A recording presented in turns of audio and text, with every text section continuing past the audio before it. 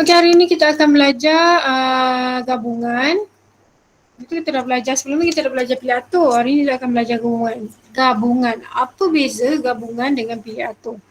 Pilih atur ni proses pemilihan objek yang mempertimbangkan susunan dan urutannya. Maksudnya kita pilih dan kita susun.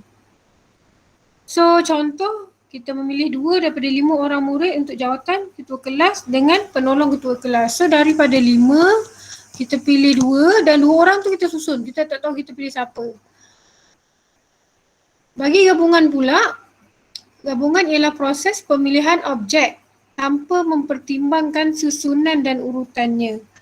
So daripada 5 kita pilih 2. Kita tak susun lah siapa jadi ketua kelas, siapa jadi ketua kelas, kita tak susun.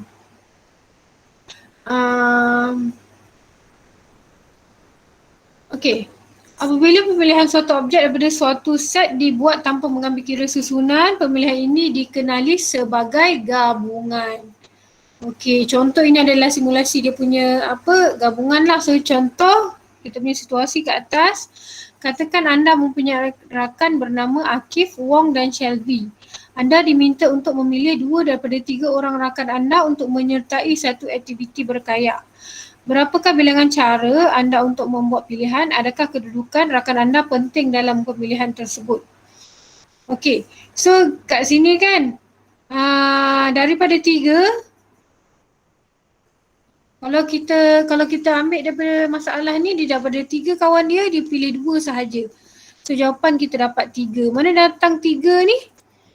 Kalau kita buat Akif dengan Wong, Akif dengan Shelby, Wong dengan Akif, Wong dengan Shelby, Shelby dengan Akif, Shelby dengan Wong. Okey, bila kalau kita tak ambil gabungan kita tak ambil kisah, dia punya aturan. Jadi bermakna Akif dengan Wong dengan Akif adalah benda yang sama. So dia tolak lah, dia tak ada lah kat situ. Kita ambil satu sahajalah. So dia tinggal jadi 1, 2, 3 tu yang datang 3 tu. Jelas tak? Berbeza dengan 3P2, kalau 3P2, sekejap, kita tekan kalkulator. 3P2, jawapannya 6. So macam mana dapat 6? Sebab dia ambil kira susunannya sekali. So Akif dengan Wong Akif dengan Wong dengan Akif adalah benda yang berlainan sebab susunan dia tak sama. Jelas?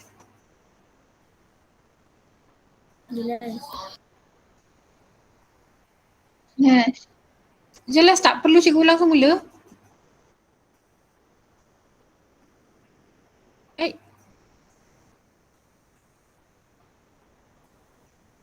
Korang dengar suara cikgu tak?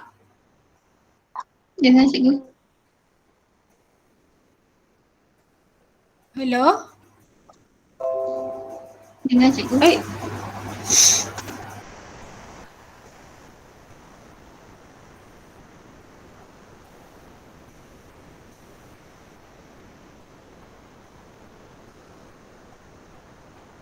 Dengar suara cikgu tak? Dengar cikgu.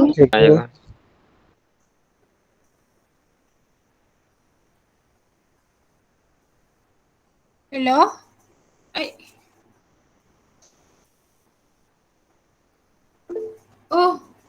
Oh, tu kenapa tak respon?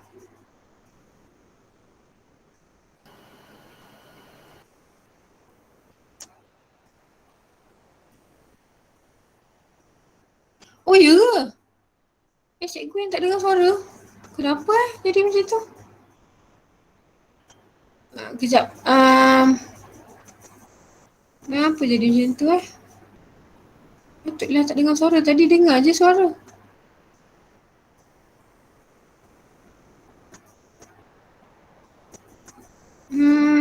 Tak apalah. Okey, disebabkan cikgu tak dengar suara korang, boleh ke respon kat WhatsApp supaya cikgu tahu korang faham? Okey, cikgu teruskan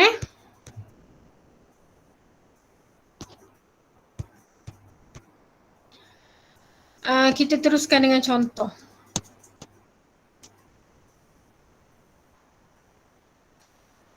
Pasukan silat SMK Sari Baru terdiri daripada 8 orang murid.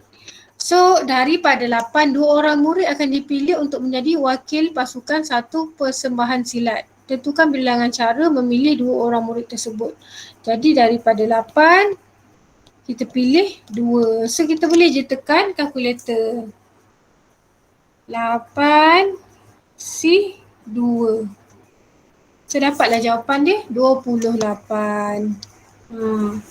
Ataupun kita boleh guna formula. Formulanya adalah N bagi R, N tolak R.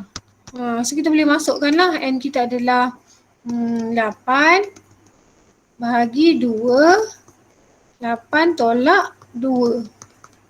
So dia jadi 8 bahagi 2, 6. So kalau kita tekan kalkulator, kita still dapat jawapan 28 lah. Nak masuk dalam formula ni boleh, tak nak masuk pun tak apa. Okay, contoh seterusnya. Contoh 15. Dalam sebuah kelab, 3 orang ahli jawatankuasa perlu dipilih daripada 10 orang calon. Cari bilangan cara memilih ahli jawatankuasa itu boleh dilakukan. Okay, so daripada 10, kita pilih 3. So kita tekan je kalkulator, kita dapat 120. Tekan 10 C 3. Dapatlah 120. So contoh lagi, dia kata bilangan cara segitiga dapat dibentuk daripada bucu-bucu sebuah heksagon. Okey, bucu heksagon ada 6. So kita pilih 3 bucu. Bucu heksagon ada 6, kita pilih 3. So kita tekan je kalkulator 6C3. Dapatlah jawapan 20. Sampai sini faham? Tolong respon kat WhatsApp sebab cikgu tak dengar.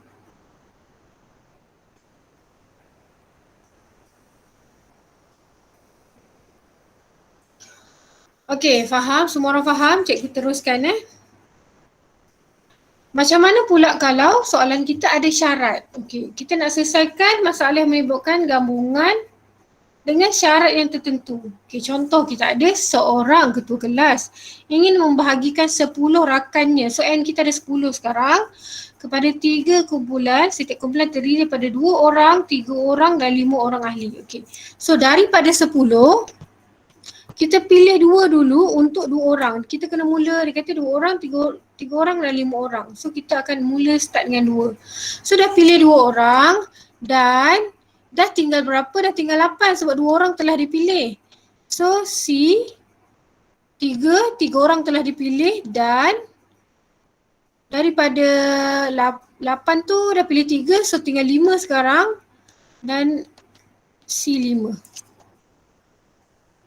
So kita tekan je kalkulator, kita akan dapat jawapan dia 10 C 2 darab 8 C 3 darab 5 C 5. Dapatlah jawapan 2520. Okey, contoh ni faham tak?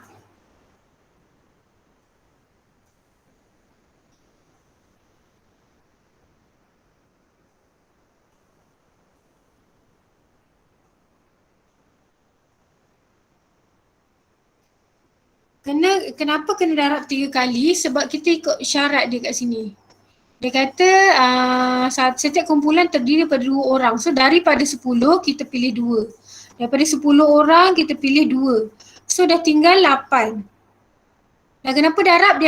Dia maksudnya ayat dia macam ni. Daripada 10 pilih 2 dan 8 kita pilih 3 dan 5 kita pilih 5. Kalau atau, macam contoh kan 10 C2 atau tu dalam simbol matematik dia akan jadi tambah. So tak betul lah, ni bukan kemungkinan yang lain. Ini masih dalam kebarangkalian yang sama. Jelas tak Ainul?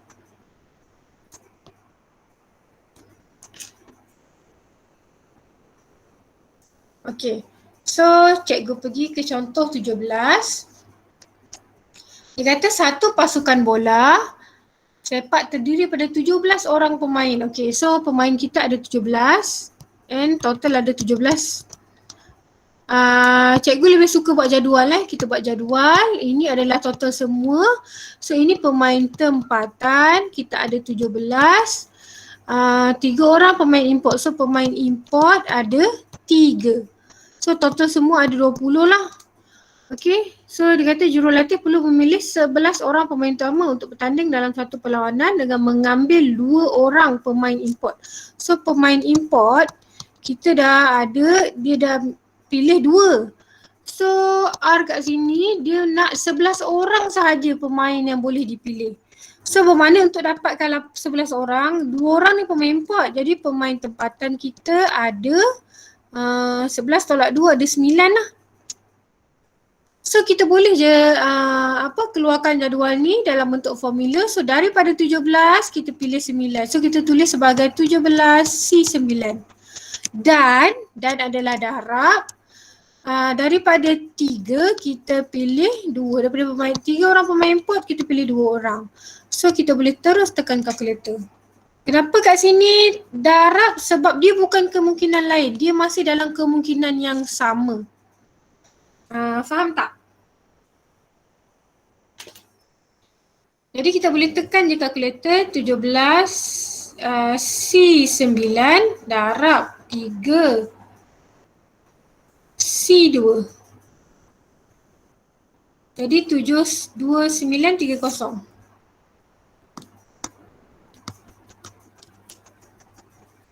Faham? Ada soalan nak tanya?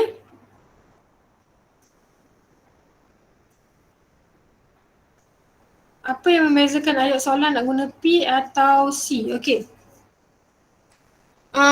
Nak guna P atau C macam ni. Ada tak dekat ayat kat sini? Tadi kita tahu beza P. P tu dia pilih dan dia atur. Maksudnya dia susun lah.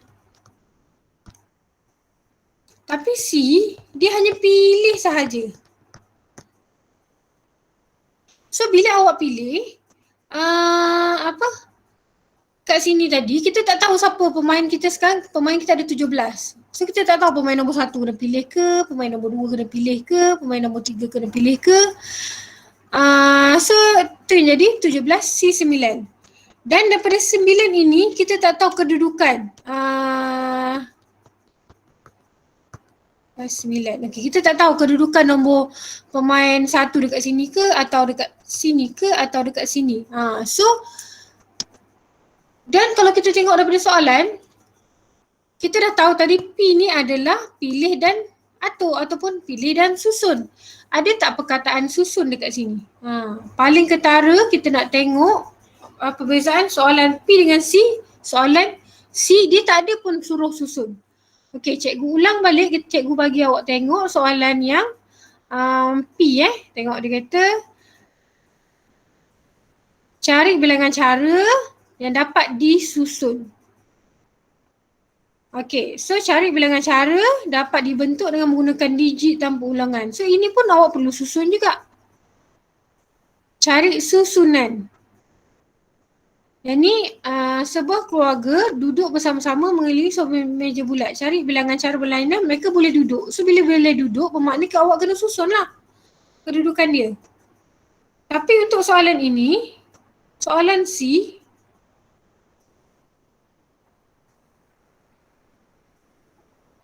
bilangan cara memilih sahaja. Bilangan cara memilih. Dia tak ada susun benda tu. Sama juga dengan soalan sini tadi. Bilangan cara supaya 11 orang pemain utama boleh dipilih. Dia tak boleh, dia tidak disusun pun. Jelas tak Nazira?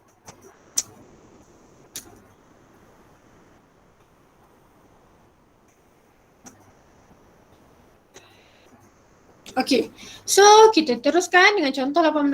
Dia kata kat sini, Encik Samad perlu memilih 3 jenis motif batik. So, kita buat jadual balik supaya senang. Okey, motif organik ada 4. So dia kata 4 motif organik. Lepas tu dia kata 5 motif geometri. So motif geometri ada 5. Jadi total semua ada 9.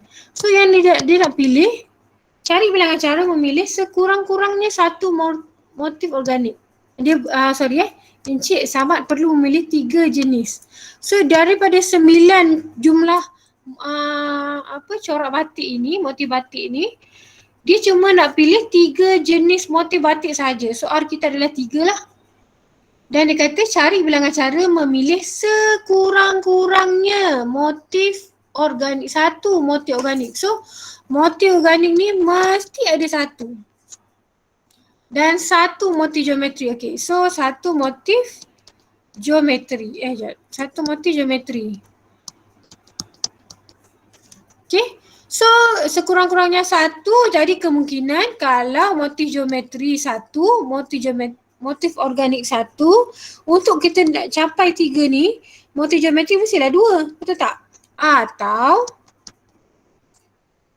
motif geometri satu, motif organik dia 2.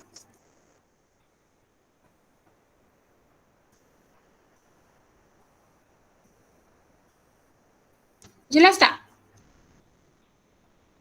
Boleh tak cikgu kata 3 kosong ataupun 3 kat sini, kat atas kosong?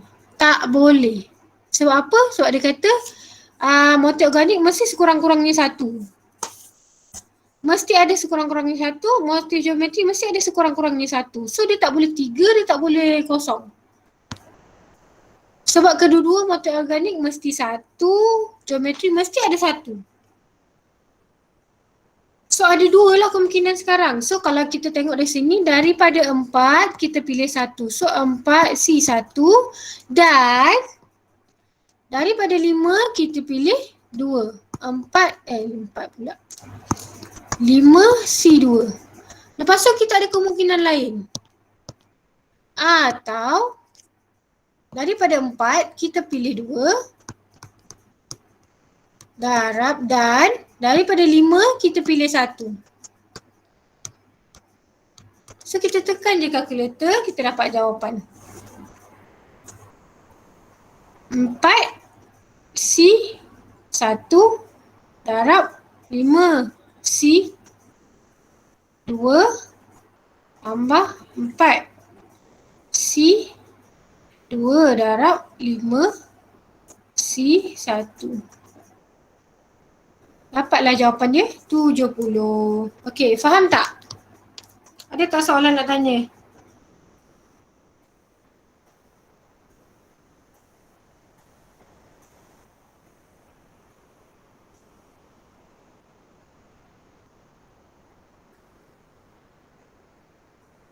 Okey, cikgu tunjuk satu lagi contoh sebelum cikgu pindahkan awak ke kumpulan-kumpulan awak. Cikgu tunjuk satu lagi contoh ya. Okey, ni dah boleh simpan. Kita dah habis ya bab 5. Okey, kita pergi ke contoh soalan. SPM pula.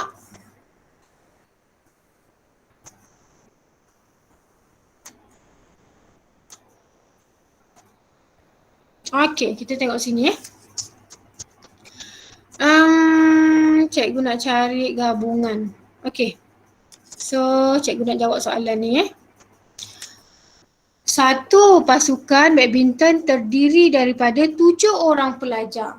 Okey, pasukan itu dia pilih daripada sekumpulan 8 orang pelajar lelaki. Okey, cikgu buat cikgu punya jadual dulu.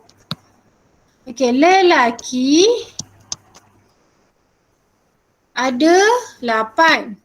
Perempuan ada 5. So dia kata badminton tu mesti ada 7 orang. So R dia adalah 7 lah. Jadi total semua adalah 13. Cari bilangan pasukan yang boleh dibentuk supaya setiap pasukan itu mempunyai yang pertama A. 4 pelajar lelaki. Okey, macam mana kita nak tahu ini adalah soalan gabungan? Ada tak perkataan susun kat situ? Perlu tak awak susun nak pilih ahli pasukan ni perlu disusun tak? Tak perlu kan? Jadi kita itu adalah gabungan lah. Salah satunya kita tak jumpa perkataan susun. Okey, lepas tu dia kata cari bilangan pasukan yang boleh dibentuk supaya setiap pasukan itu mempunyai 4 orang pelajar lelaki. So lelaki ada 4. Jadi untuk dapatkan 7 ini perempuan mestilah 3. So jawapan A tu dia jadi 8C4 dan 5C3. So kita tekan kalkulator. 8C4 darab 5C3.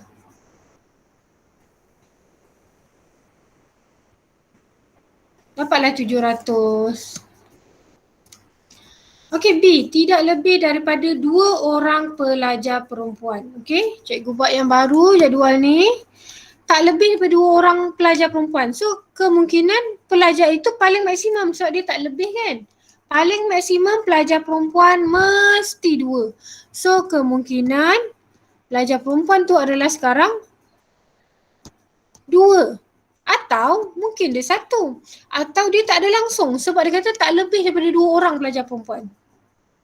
So lelaki, kalau perempuan ni 2, jadi lelaki mesti ada 5. Atau kalau perempuan ni 1, jadi lelaki mesti ada 6. Atau kalau perempuan tu tak ada langsung, mesti keseluruhannya lelaki. So cara kita nak buat 8C5 dan 5C2 atau 8C6 dan 5C1 atau 8C7 dan 5C0. Faham tak?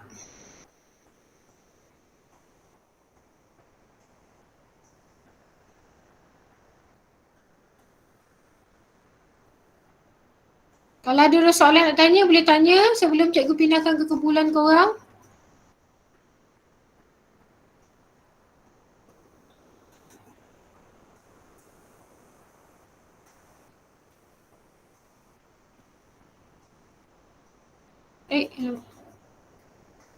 Darab 3C0. So dapatlah 708 Sekejap cikgu tanya, ada orang nak tanya, dia kata apa? Oh, memang boleh tambah je. Ya betul, atau tu memang tambah. Atau, so bila ada je kemungkinan lain dia akan jadi tambah. Kalau tak ada kemungkinan lain dia adalah darab lah. Masih dalam kemungkinan yang sama dia darab. Jelas tak Anis?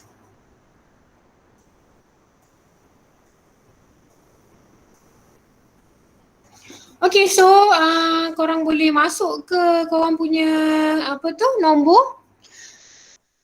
Boleh masuk ke nombor masing-masing.